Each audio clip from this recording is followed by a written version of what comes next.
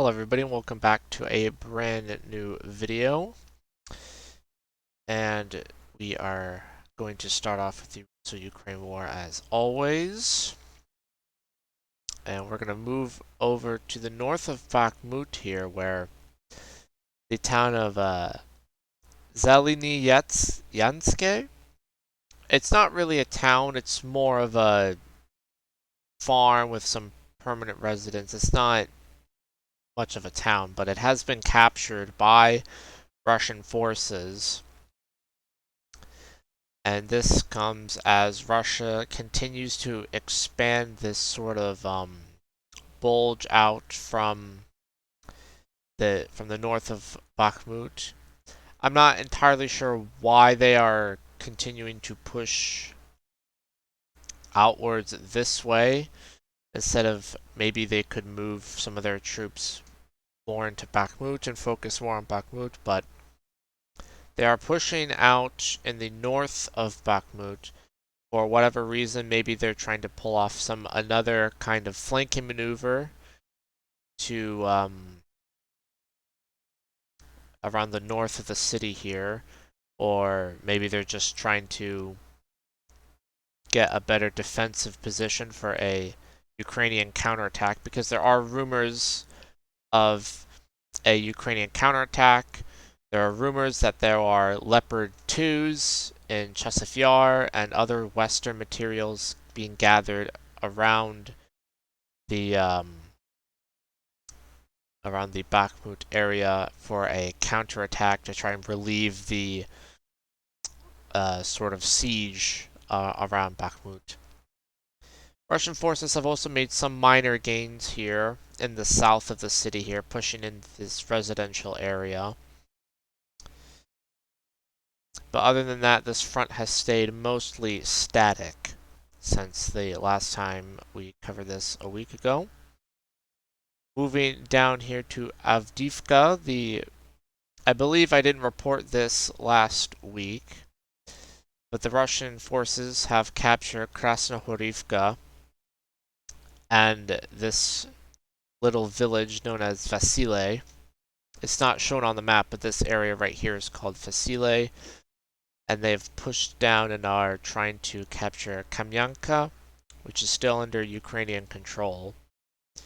And they have made some attacks from Vodanye and Opitne to the west of Avdiivka as well. But it appears that the Russian forces are trying to cut off Avdiivka, create some kind of encirclement here, because this town has been fortified ever since 2014. It's just been, a fortress city here. And actually, I can turn on the roads here so we can see there is only one road into the city right here. This is actually, well, there are a few if you zoom in more. There are actually some minor countries roads, farm roads, but I believe this road right here is one of the only paved ones that leads into the city. So this attack into Krasnohorivka is probably in order to try and cut off and gain fire control over this road, and to try and cut off the city and do what they did and do what the Russians are doing in Bakhmut. They're trying to probably do the same thing to Avdiivka. And that is it for the Russo-Ukraine war. Not a whole lot of frontline changes are happening, as I've stated last week, but there's still a lot of combat, there's still a lot of fighting, but the front lines are remaining mostly static, aside from a few exceptions, of course. So we are going to move on to the international news, the geopolitical news, and there's a lot to cover, so I will try to be as brief with each of these as possible in order for the convenience of time. So we're going to start off with a military drone, an MQ-9 drone, crashed into the Black Sea after a Russian intercept. The Pentagon said that a Russian Su-27 struck the propeller of the drone, making it inoperable, while Russia's defense minister blamed sharp maneuvering of the unmanned drone for the crash and said that its jets did not make contact. So obviously both sides are blaming each other for this incident. There's no surprise there. But this is, I believe, the first time something like this has happened since the war, a U.S.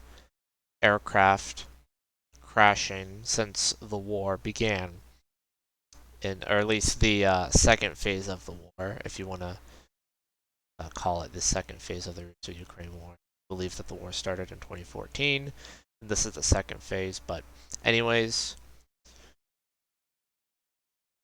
the drone, the MQ-9 drone is obviously it's a very capable drone, a very expensive drone, but one of them crashed into the Black Sea after Russia intercepted it, but the Russians are blaming that the United States is at fault for it, and the United States is blaming that Russia's at fault for it.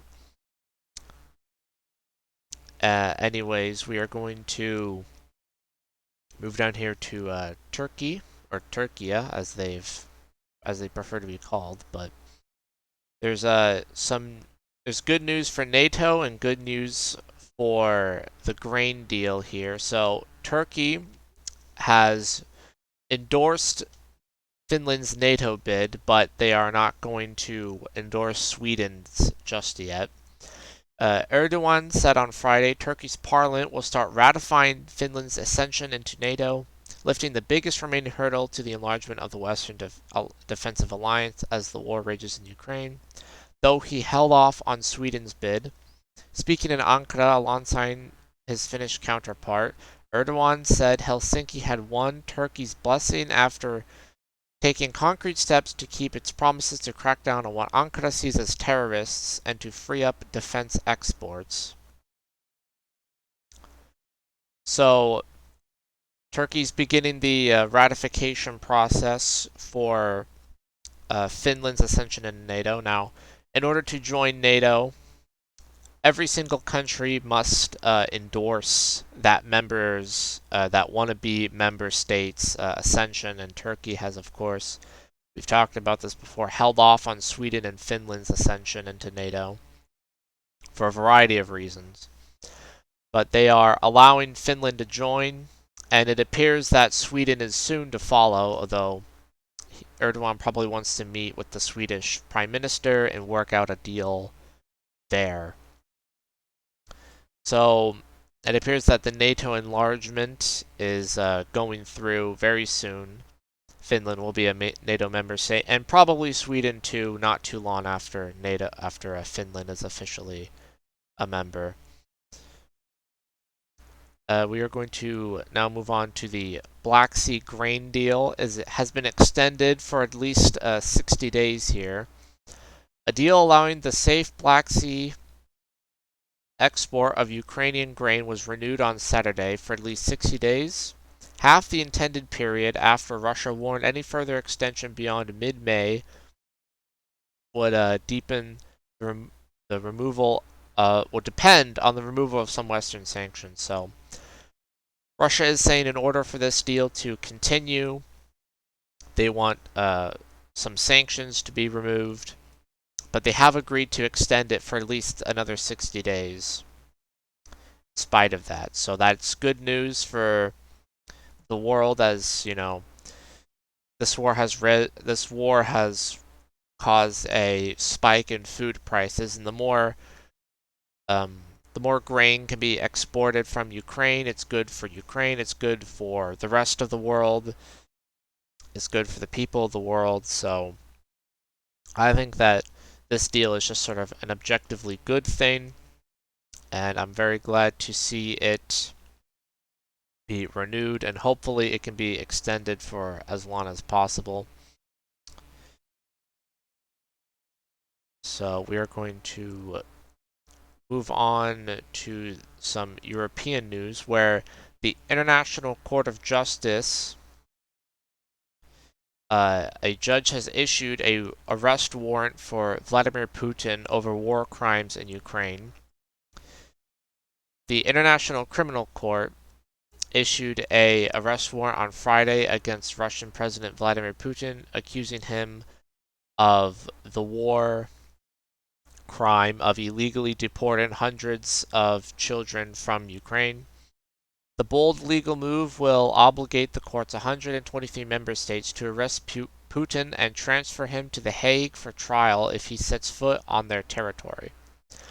Moscow has repeatedly denied accusations that its forces have committed atrocities during its one-year invasion of its neighbor, and the Kremlin branded the court's decision as null and void.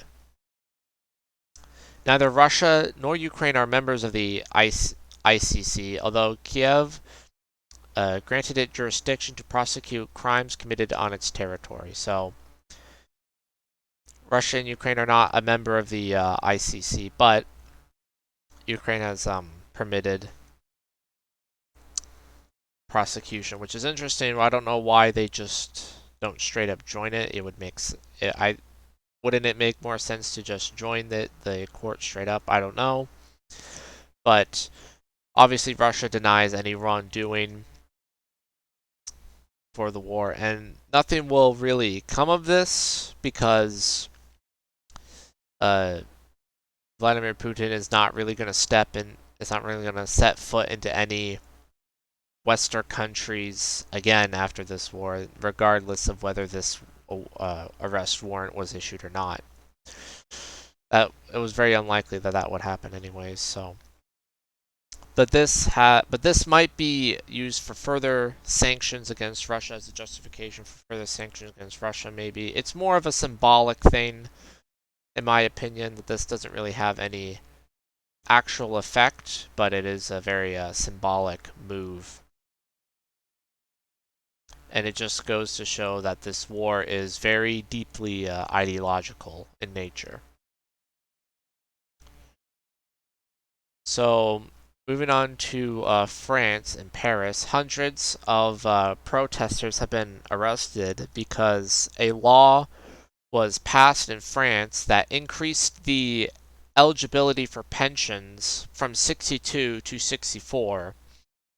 So a lot of protests broke out, specifically because President Macron of France, invoked Article 49.3 of the French Constitution, which allows the president to bypass the legislature and force the measure through.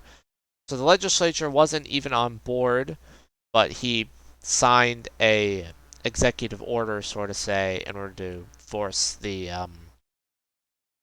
law to go through, which is why there are a lot of, just one of the main reasons for the protests, I would imagine. That, and also the law sounds very unpopular in France. So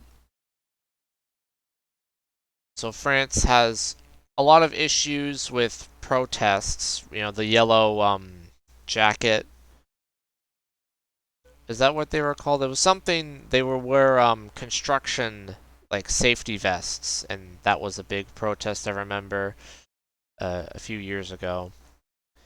And Macron's rule, his presidency, has been marked by just a lot of protests. That's the one thing that I can say about Macron, is that he doesn't appear to be super popular, although he did win re-election, which is interesting. There's a very interesting political situation in France. But we are going to move over to the Middle East, where both Iran and Saudi Arabia tout a record oil profit.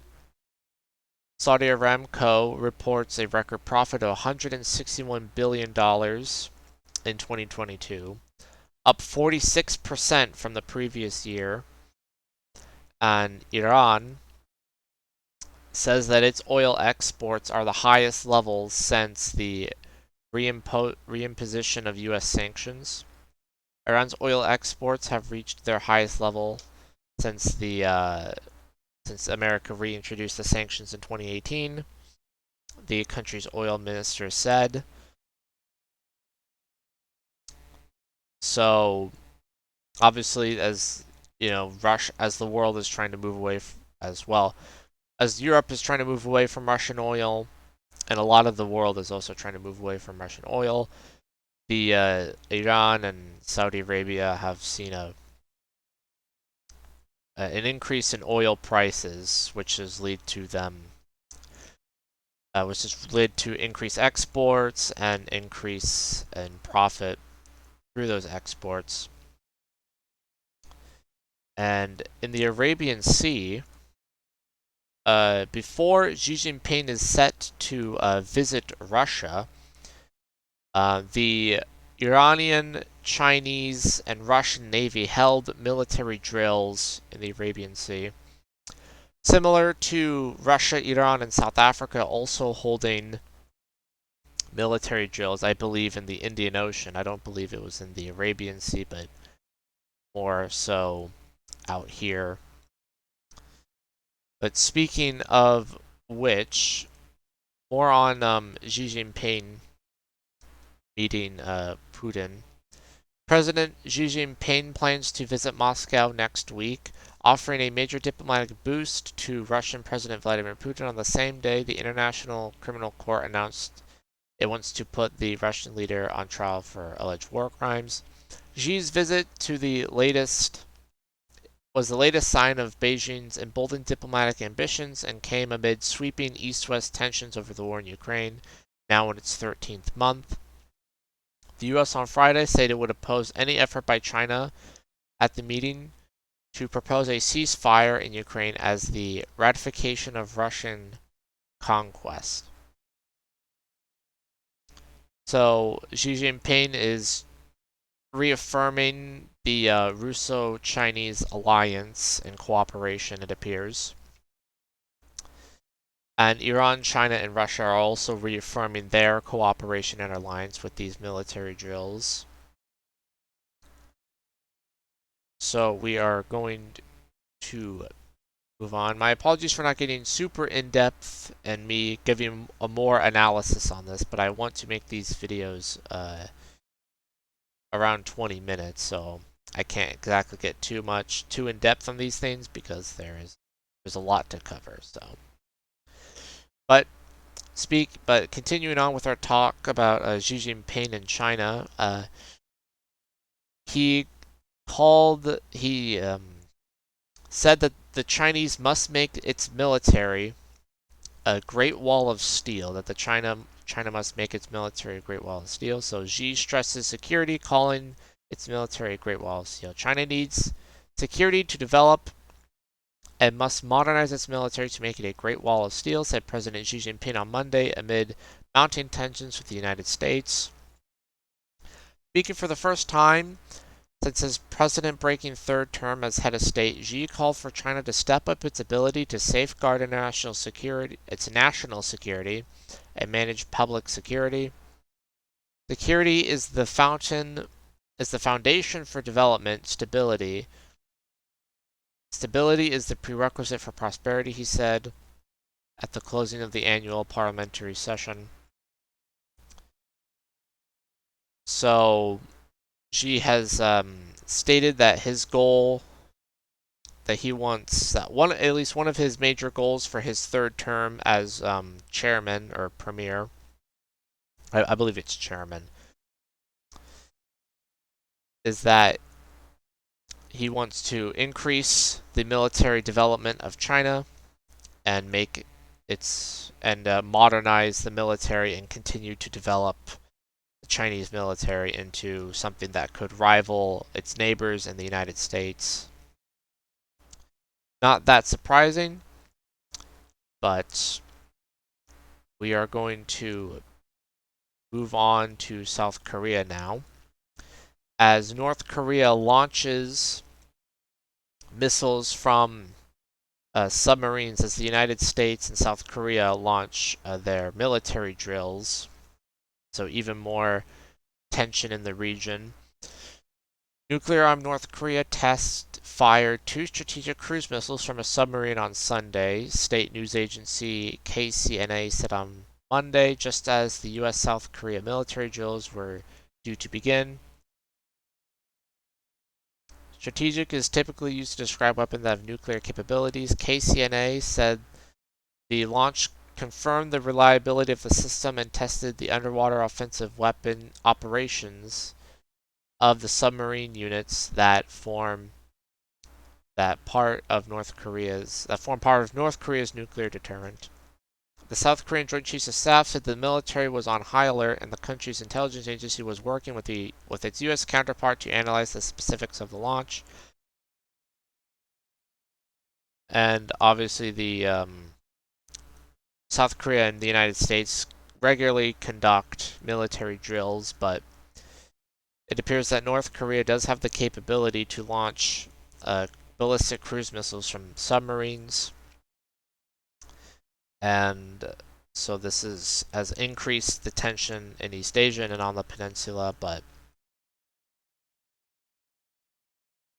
obviously, just from the past several years, the East Asia has become more and more rife with tension and not necessarily conflict, but tension and an increase of distrust between China, North Korea, and the more Chinese-aligned countries and anti-Western countries versus the more American-aligned pro-Western countries. In more news relating to South Korea has begun the process to normalize the GSO-MIA Intel Pact with Japan.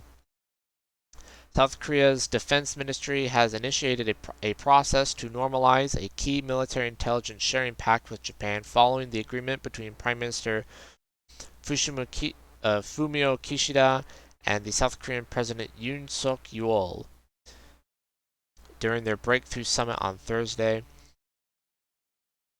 The acronym stands for the General Security of Military Information Agreement, which has begun to be normalized between Japan and South Korea. Japan and South Korea do not get along very well, despite the fact that they are both very friendly with the United States.